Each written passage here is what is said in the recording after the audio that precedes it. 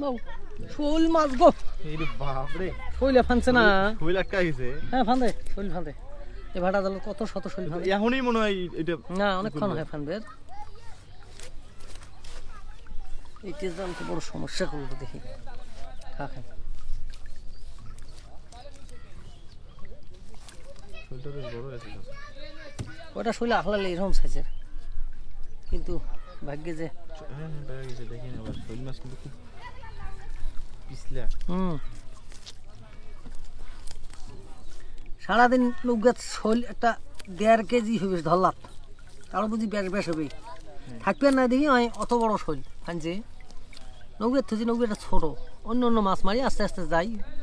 মনে মনে চিন্তা করি হবি শৈলটাই মানে দিনের দাম উঠবে, এরকম চিন্তা ভাবনা করি। মাছুয়ের ঘর মাছ মারলে একটা চিন্তা ভাবনা হবি হাজিরের টাকা। আল্লাহর কি শান।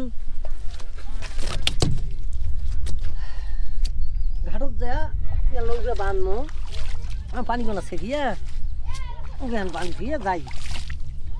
এইভাবে পানি সম্পূর্ণ আসছে না, অল্প হানা উঁচিয়ে তোলা হয়েছে।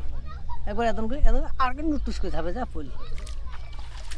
আল্লাহ আল্লাহ, এই যে কি ভাগ্য ছিল সারাদিন গুবি নিয়ে বেড়ানো। আল্লাহ যা, আল্লাহ যার হায়াত চলছে তাক মারার কেউ নেই।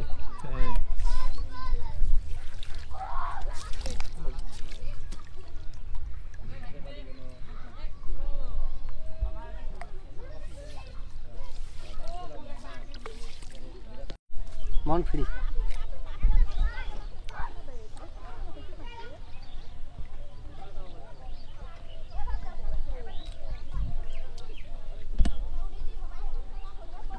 তো শৈলা মাছগুলো বেশ বড় বড় সাইজের। পুরান ফুলে। হ্যাঁ চিতলের মতো না? শৈলা মাছ কিন্তু চিতলের মতো। খালি চিতল নয়, চিতলের গায়ে ডোরা কাটা থাকে নাই। চিতলের কাল্লা পাখা, এর কাল্লা সোজা, এই হলো ব্যাপার।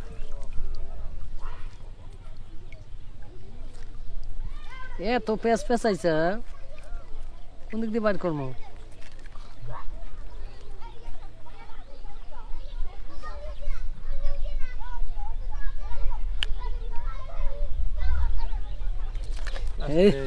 এখনো চলে যেত না, ফান্দা আছে এলো, তারপরে ভয় লাগে।